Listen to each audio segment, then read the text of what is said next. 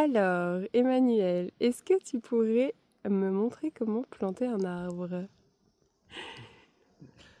Bonjour Anastasia, bah oui ça tombe bien tu vois, j'ai un figuier dans les mains là, et j'avais l'intention de le planter. Super. Et ben en fait planter un arbre c'est quelque chose qui nous emmène dans une grande histoire je trouve, à y penser. Et je vais déjà me demander pourquoi je vais planter un arbre à cet endroit là. Et pour ça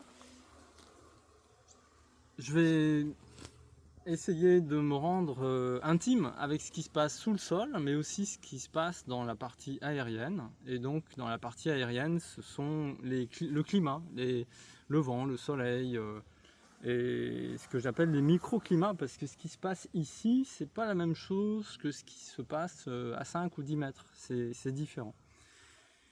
Donc pour me familiariser et devenir intime avec ce qui se passe sur un terrain et ces microclimats, je vais partir du plus général au plus précis. Et le plus général, c'est simple en fait, on le trouve sur internet avec par exemple la rose des vents ici.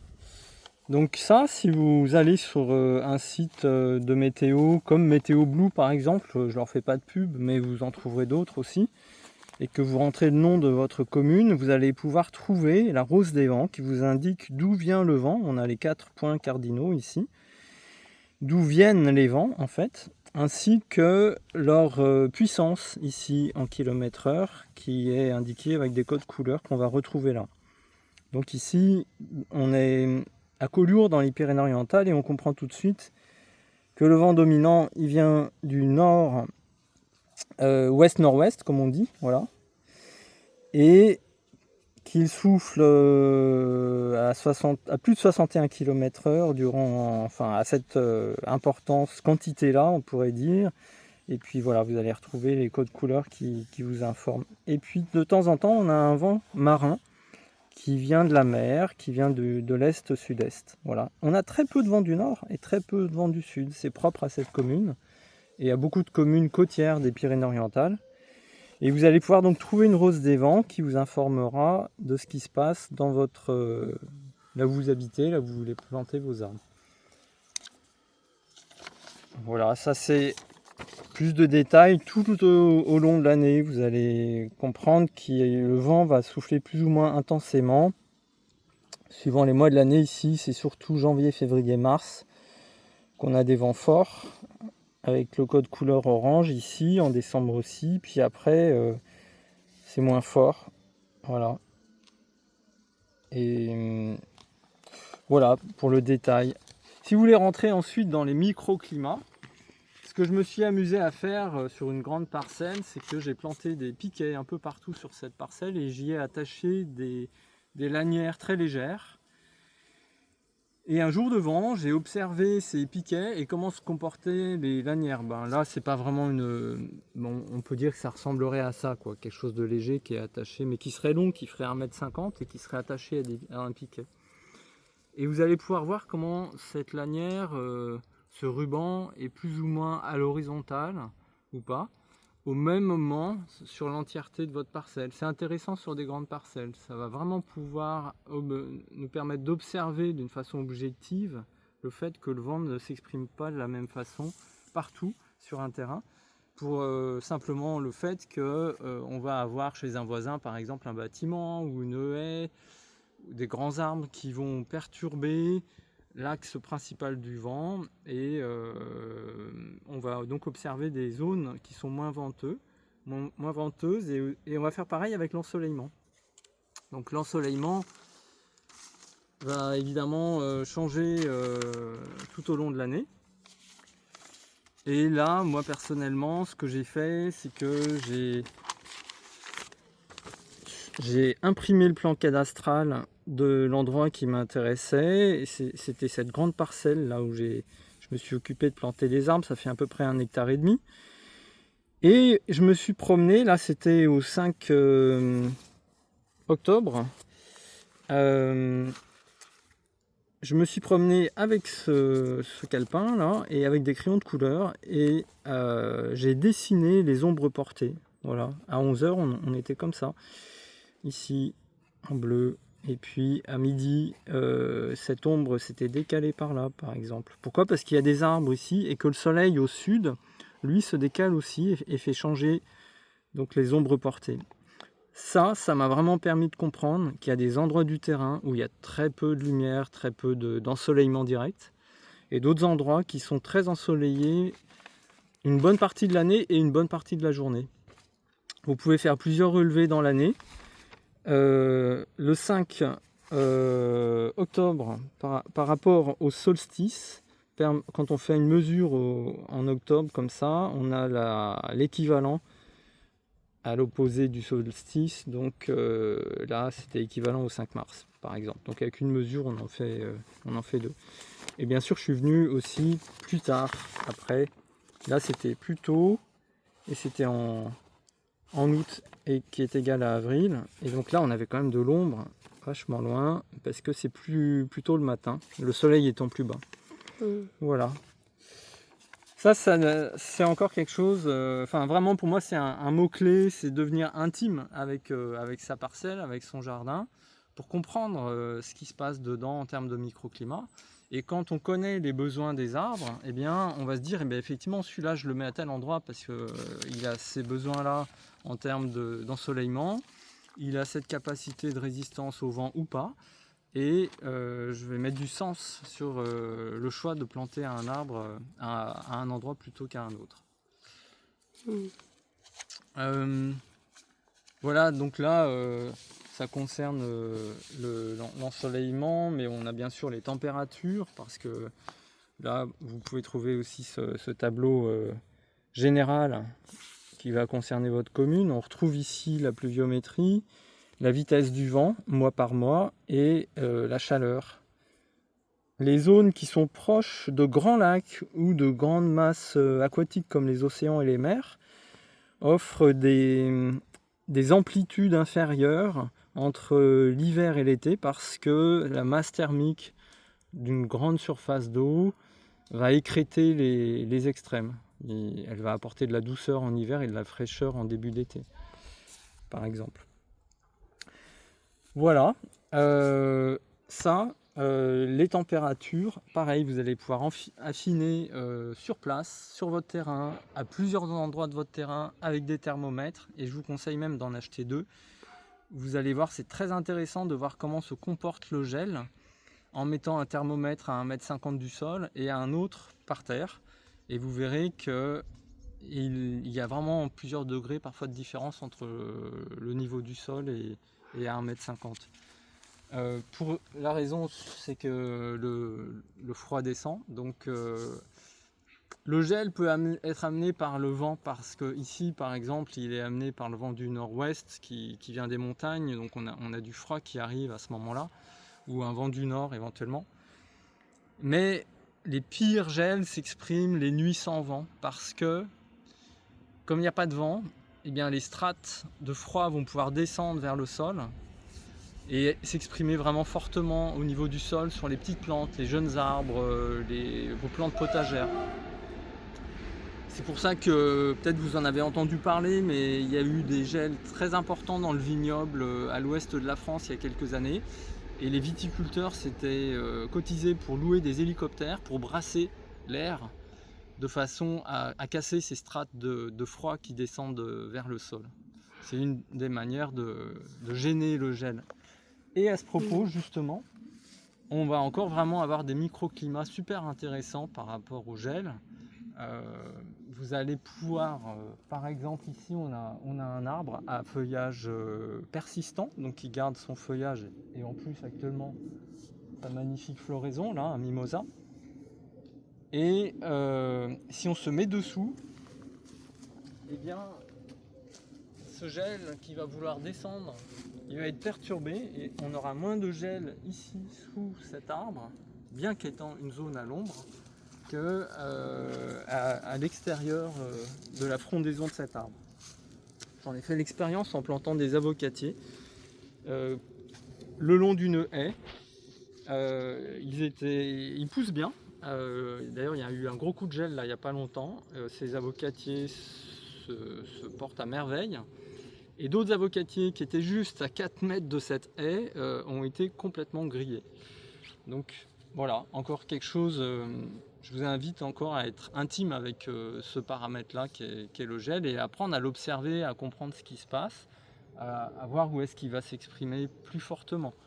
Également, bien sûr, ici on a un terrain qui est en pente et du coup le gel va débouler vers le bas du terrain et en bas du terrain on a un replat. Et du coup, on va avoir une accumulation, les nuits sans vent, le froid va s'accumuler en bas du terrain. On aura moins de gel sur la pente. Voilà pour le gel. Et les microclimats qui vont vous donner en fait déjà des indications sur quel arbre mettre à quel endroit. C'est assez fin. En fait, je vous donne juste un exemple qui va vous faire comprendre pourquoi. Parce que vous allez vous dire, mais alors, il faut que je plante un arbre qui résiste par exemple à -5, à -10 ou à -15. Oui, par exemple, le néflier du Japon résiste à -15 sans problème.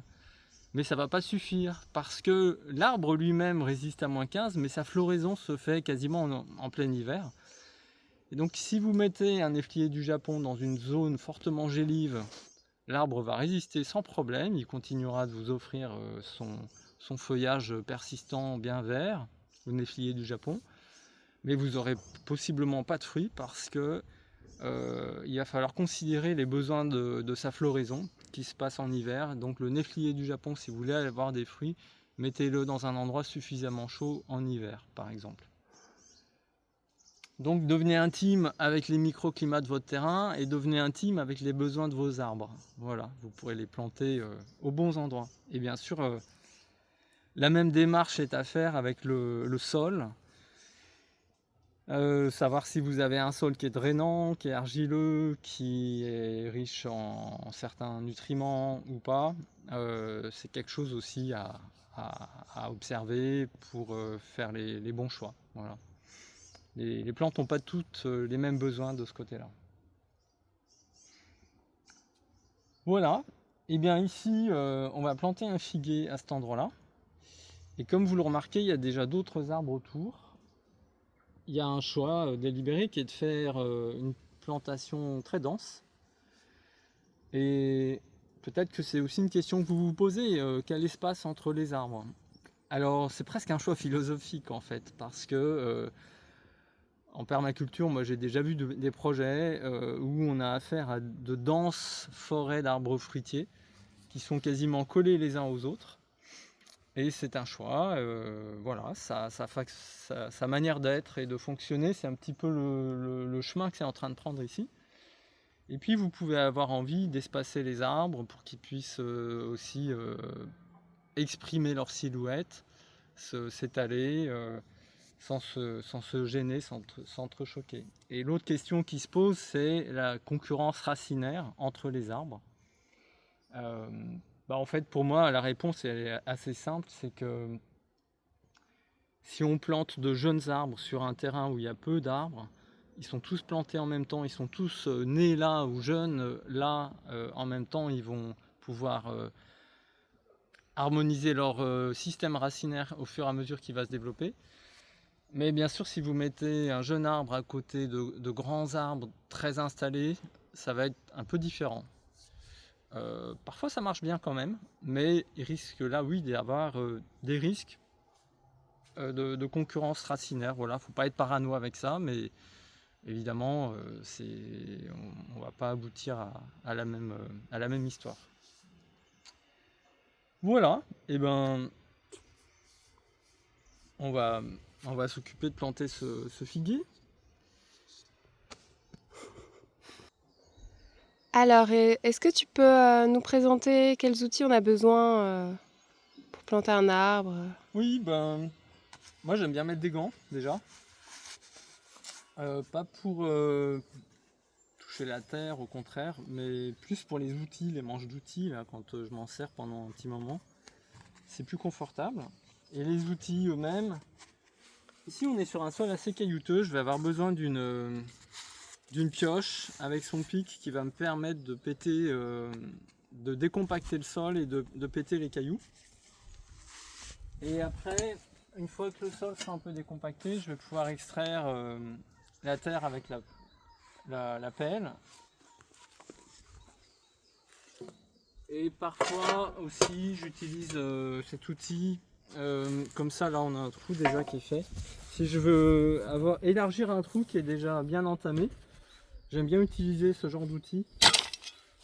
Là ça va assez vite pour aller élargir le trou. Et ensuite avec la pelle je vais pouvoir extraire. Voilà. Okay. Le râteau, il peut être utile si par exemple on est sur un sol avec beaucoup de feuilles mortes ou des herbes sèches.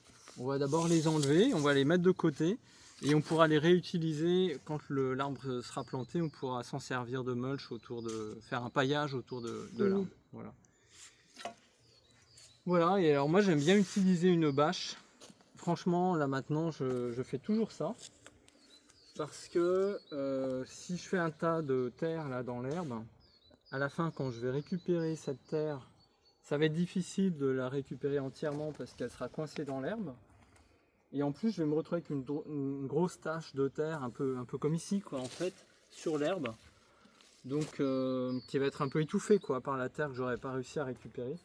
Donc je prends toujours une bâche, et aussi quand je travaille seul c'est très pratique parce que quand j'ai mon tas de terre là au début, je remets, quand je veux remettre la terre, je prends la pelle, et puis à la fin quand il n'y a plus trop de terre, hop, je soulève et je verse. Ça c'est voilà, c'est très pratique la bâche.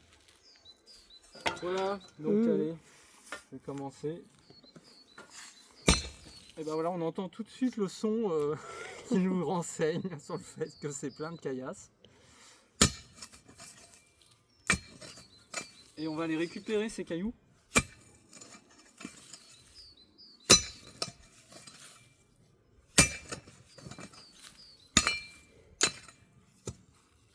On les mettra autour de l'arbre après. Hop.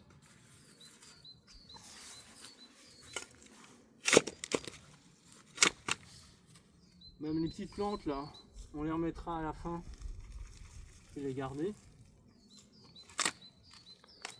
Hop. Voilà. Alors là, qu'est-ce qui se passe? Je suis en train d'enlever la toute première couche, c'est celle-là. Voilà. La deuxième, c'est celle-ci. On a un petit ver de terre qui est là. Et puis, voilà, il y a ce qu'on appelle la terre végétale. Hein, c'est les premiers centimètres. Et ensuite, plus profondément, il y a ce qu'on appelle la terre minérale. Et grossièrement, pour schématiser, on n'a pas la même microfaune dans le sol suivant la profondeur. Donc pour ne pas perturber trop toutes ces petites bestioles, on va replanter les strates, les altitudes de terre dans le même ordre. Donc ça se fait assez simplement si quand vous avez fini de faire votre trou, vous commencez par remettre la terre qui est sur le dessus. Elle va aller au fond, c'est logique. Vous pouvez aussi faire 3 tas, un premier avec le mulch de surface, un deuxième avec la terre végétale et un troisième avec la deuxième moitié de terre qui est plus en profondeur. Voilà. Voilà, je vais continuer, on va faire une petite pause vidéo et puis le temps que je fasse le trou, puis on reprendra tout à l'heure.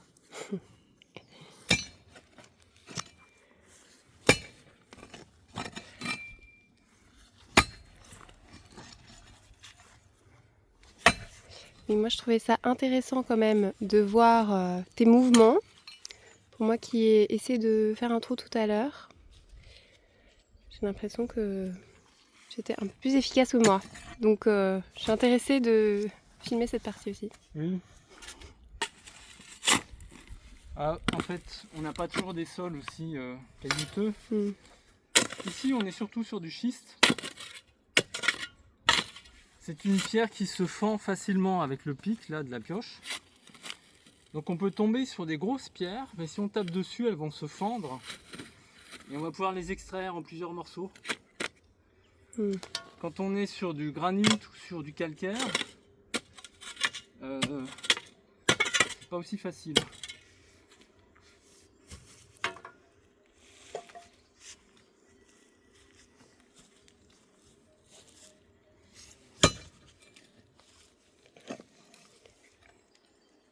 Hop, voilà, là je l'ai cassé.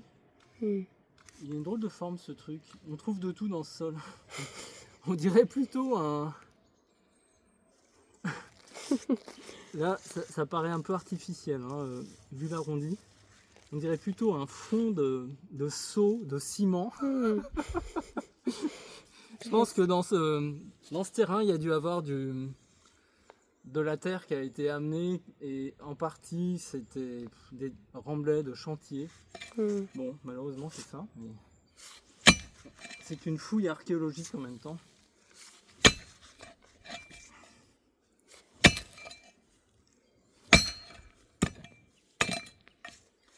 Oui, je confirme. On est bien sur de béton.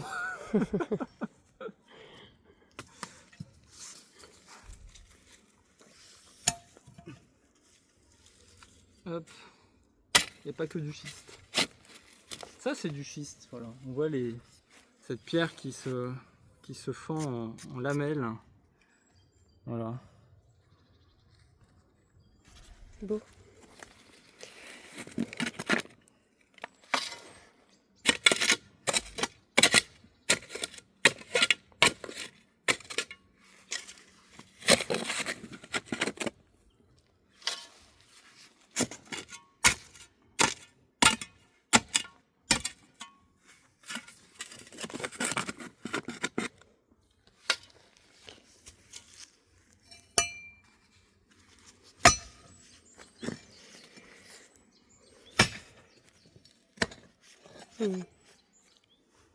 Eh ben, dis donc.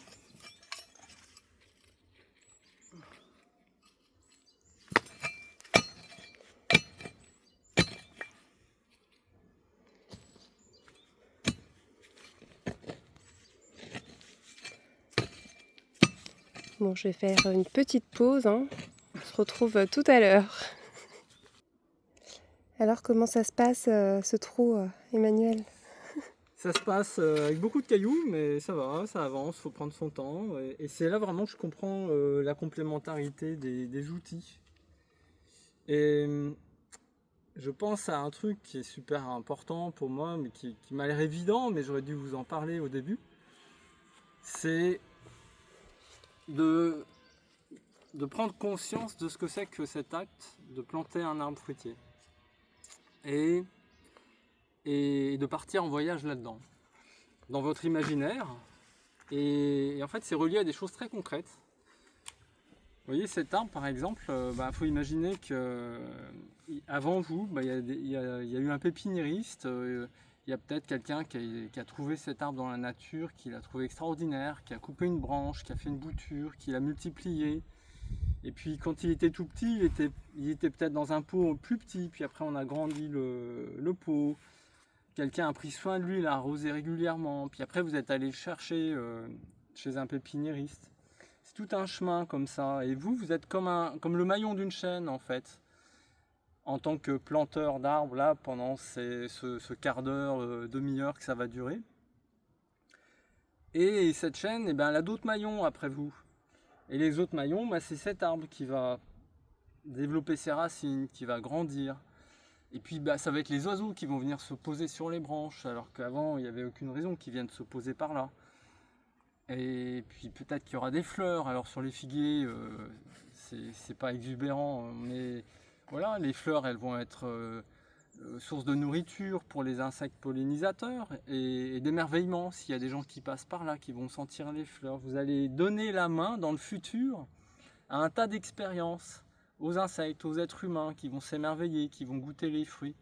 C'est super important. Donc ce que je vous invite vraiment à faire, c'est de connecter de la joie là-dedans, de jubiler, de voir à quel point cet acte est un acte important dans le temps, de reliance, vous donnez la main à ce qui se passera plus tard. Et de garder cette conscience-là pendant tout le temps. Vous allez même commencer à faire le trou de cet arbre. Allez, ben justement, il est bientôt fini.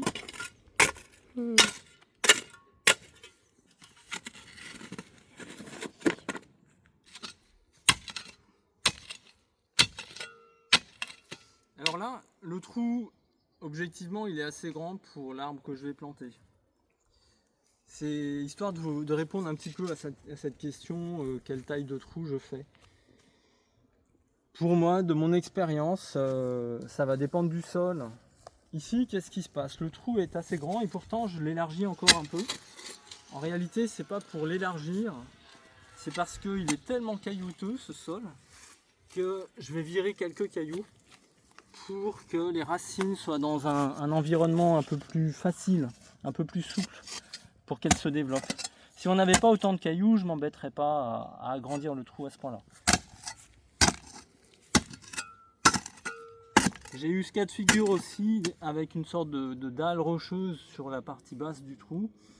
Le trou était assez grand, mais je me suis dit si je pose les racines, l'arbre sur ce socle rocheux, ça va être quand même difficile pour lui. Donc j'ai pris le temps de casser ces rochers. Et le trou était plus grand, j'ai dû remettre de la terre dedans après, mais au moins il était plus accueillant pour les racines.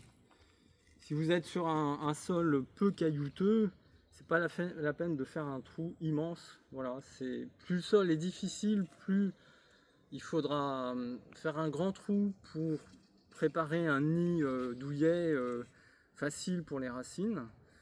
Et bon, plus ce sera dur de faire le trou, vous pouvez vous aider d'une mini-pelle éventuellement.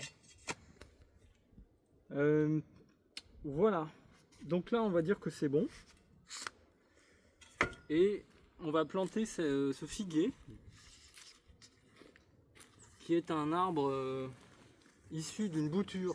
Donc une bouture, ça consiste à couper une branche d'un arbre dont on aime la variété, à la planter dans le sol à 90% dans le sol en fin d'automne, et au printemps pendant l'hiver, elle aura fait des racines, au printemps, elle va faire des tiges. Voilà, c'est magique. Ça marche comme ça très bien sur les figuiers, sur les grenadiers, sur les groseilliers à maquereaux. Voilà, il y a des arbres sur lesquels ça marche pas bien. Donc on les multiplie autrement. Donc là, on est sur une bouture. L'arbre sort très facilement de son pot, c'est pas toujours le cas. Parfois, il y a un problème, c'est que des fois, on a des racines qui sortent des trous et qui empêchent, qui retiennent la motte. À ce moment-là, il ne faut pas hésiter à couper les racines pour extraire l'arbre. Ou à découper le pot lui-même s'il faut aussi. Voilà, bah là on voit que l'arbre, parfois j'utilise un outil comme ça pour le mettre horizontal. Et on voit que l'arbre il est à un bon niveau quoi, par rapport au niveau du sol. Alors là, il y a un truc qui peut être important aussi, à quelle profondeur je vais mettre l'arbre. Eh bien, pour les boutures, vous pouvez les enterrer un petit peu, c'est pas grave. Ce figuier, mettons, si je l'enterre jusque là, ici, il va refaire des racines. Et en plus, souvent les substrats, la terre des pots est très drainante, sèche très vite. Et donc le problème c'est que si je plante ce figuier au ras là comme ça et que ça reste apparent à l'extérieur, cette partie là va vite sécher si on a plusieurs jours de vent, de soleil, sans pluie. Donc je vais plutôt choisir de l'enterrer un peu plus profond et mettre la terre locale qui est moins drainante et qui va plus le protéger de la déshydratation que ce terreau qui est extrêmement fin et qui sèche très vite. C'est important ça que vous considériez en fait la nature du terreau qu'il y a dans le pot. Voilà. L'autre aspect c'est que les racines ont fait un petit peu le tour du pot. On le voit ici, c'est pas le cas le pire que j'ai vu, loin s'en faut. Je pense que ce figuier il a été rempoté dans un pot plus grand et voilà. Mais parfois on voit vraiment un maillage de racines qui a fait le tour du pot. Et en fait ça, il ne faut pas le laisser tel quel.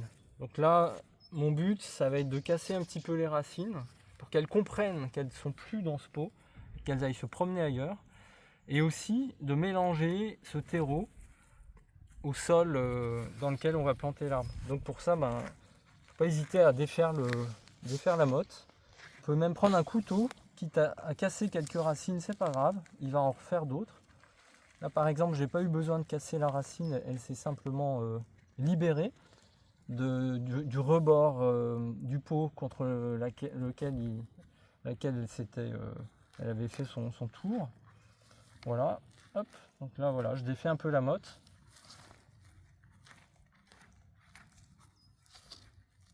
De façon ensuite à mélanger ce terreau à la terre locale. Tac.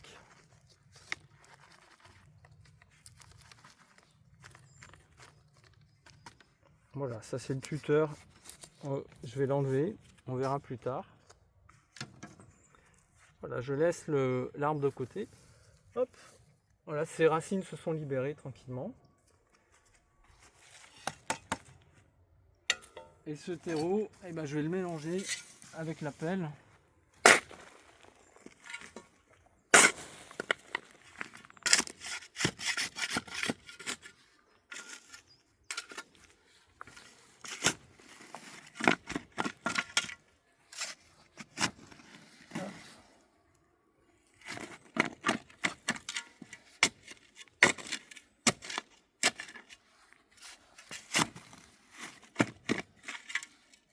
Voilà.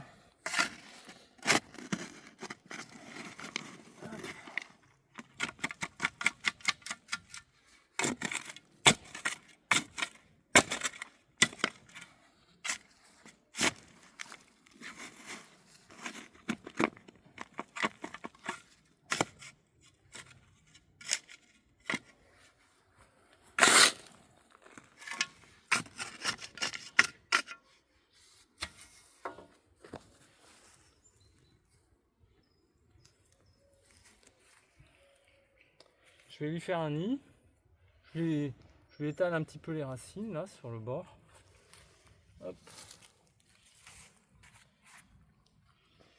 Voilà, là il est légèrement en dessous du niveau. C'est ce que je voulais. Donc il va être légèrement enterré. Vu que aussi c'est une région où il y a du vent, le fait qu'il soit un peu enterré, il tiendra mieux au vent sans tuteur. Hop. Bien sûr, je peux penser à sa ramure telle qu'elle est déjà par rapport à son environnement. Là, c'est pas mal en fait parce qu'il y a plus de place là comme ça que comme ça. Donc je vais le laisser comme ça ira bien.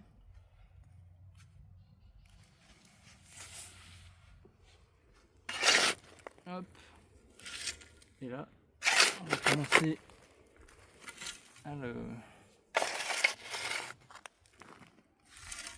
à lui refaire son nid.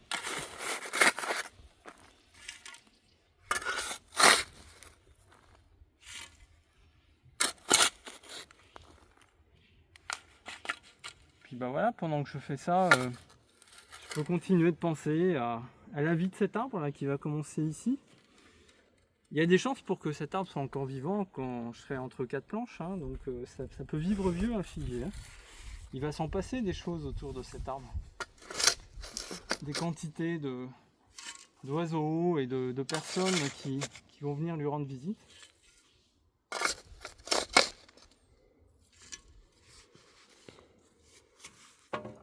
Et qui vont se régaler. Qui vont se régaler, ouais. Qui vont s'émerveiller, qui vont amener de la joie, partager cette joie. Alors là maintenant, je vais récupérer l'arrosoir. C'est très important que la terre vienne intimement entourer les racines. Et l'eau va nous aider pour ça. On peut le faire aussi avec les mains. Là on a une terre assez fine. En remettant la terre, voilà, j'ai vu qu'elle venait bien se mettre autour des racines. faut pas qu'il y ait de bulles d'air autour de vos racines. Si j'arrose un peu, l'eau va venir se coller aux racines.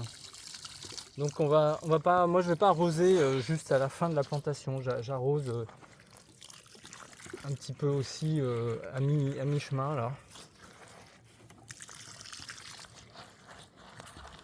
Pour que l'eau vienne entraîner la terre autour des racines.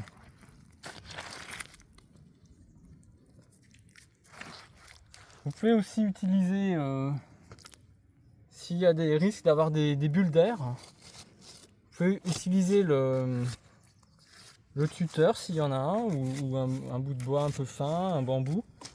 Et en faisant ça, vous allez aider l'eau à rentrer dans le sol et vous allez vider les bulles d'air s'il y en a. Voilà.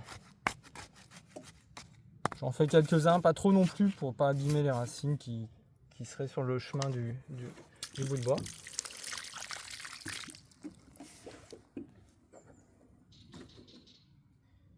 Personnellement, je préfère utiliser l'eau pour tasser entre guillemets le sol plutôt que d'appuyer avec mes pieds. Voilà, je trouve qu'avec les mains et l'eau, on fait un travail beaucoup plus minutieux qu'en appuyant avec les pieds.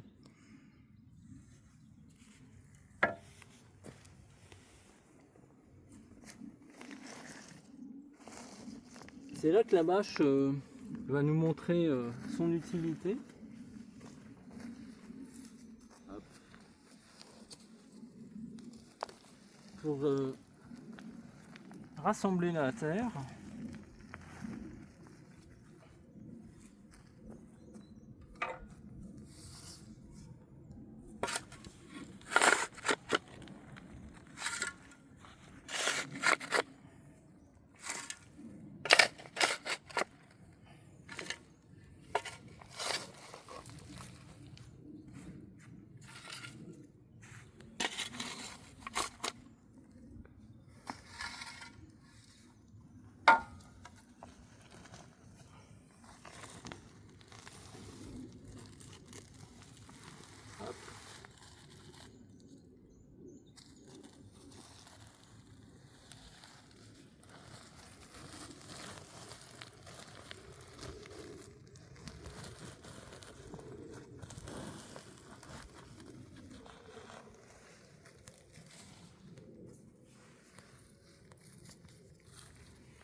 Et tout à l'heure, je parlais de cette chaîne que vous pouvez visualiser et de ce maillon que vous êtes dans cette chaîne. Mais il y a aussi vous dans l'histoire. Qu'est-ce que ça représente pour vous de planter un arbre? Qui en vous, qu'est-ce que ça nourrit en vous en fait, le fait de permettre à un arbre de s'enraciner? Et qu'est-ce que c'est qu'un arbre en vous aussi, voilà. Je vous invite à explorer tout ça. Qu'est-ce que ça nourrit? Qu'est-ce que ça vous permet de développer comme qualité? Voilà, donc là je lui fais un petit replat qui va permettre aussi à l'eau de bien s'incruster dans cette zone, mieux que si on était sur la pente. Et voilà, comme ça s'il pleut, l'eau elle va venir s'incruster là autour de l'arbre. Et on va faire un petit muret avec les heureuses pierres qu'on a récupérées tout à l'heure. Tout se recycle.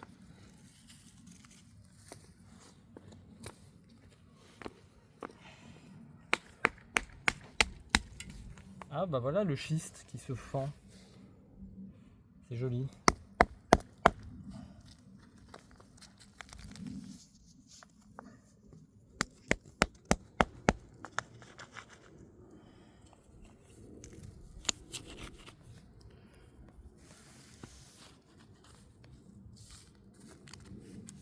Alors je voulais vous parler d'un petit détail par rapport à la profondeur de plantation des arbres. Et ici on a un autre exemple. C'est un arbre qui n'a non pas été multiplié par bouture mais par greffe. Là on voit bien greffe, le point de greffe qui est ici. Donc là, on a ce qu'on appelle le porte-greffe qui ensuite a été coupé.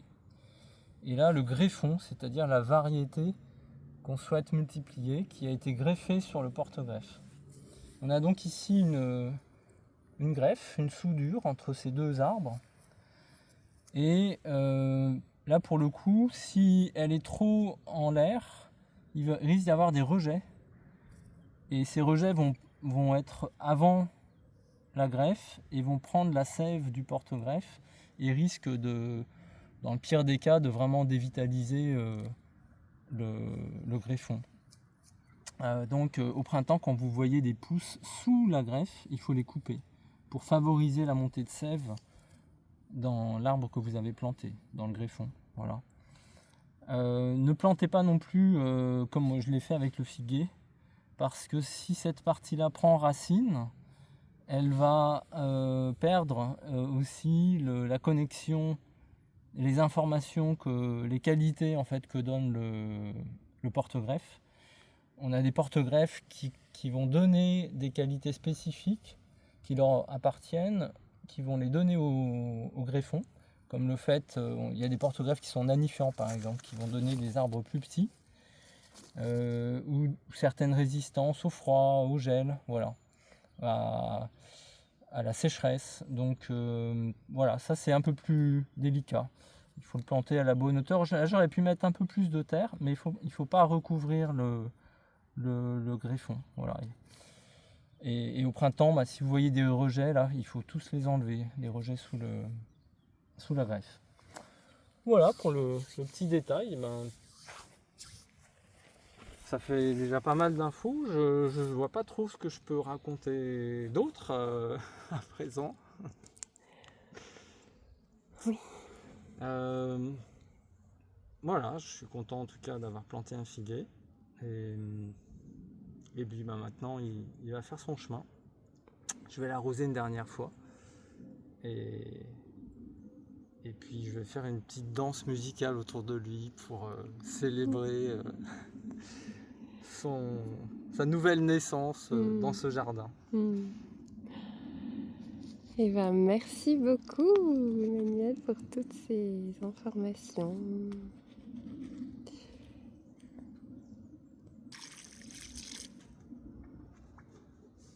Voilà. J'oubliais, je vais pas le laisser tout nu avec sa terre comme ça.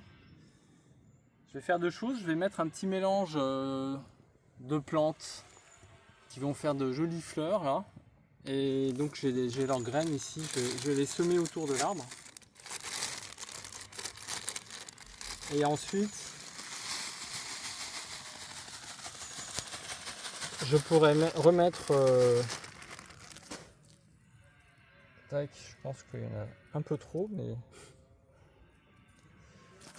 Voilà, je vais les incorporer un petit peu dans la terre.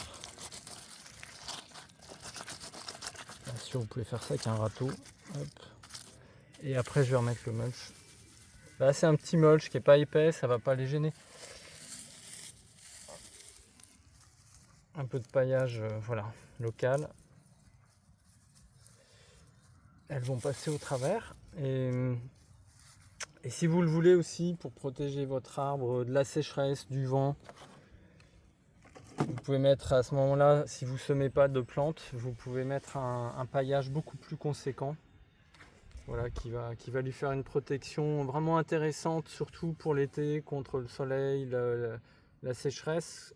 Pour un jeune arbre qui est encore seulement en train de faire ses racines, ça va vraiment être important de le protéger de la sécheresse. Voilà. En plus, bien sûr, de l'arrosage, ça va vous permettre de moins l'arroser. Voilà. Ça y est, cette fois-ci.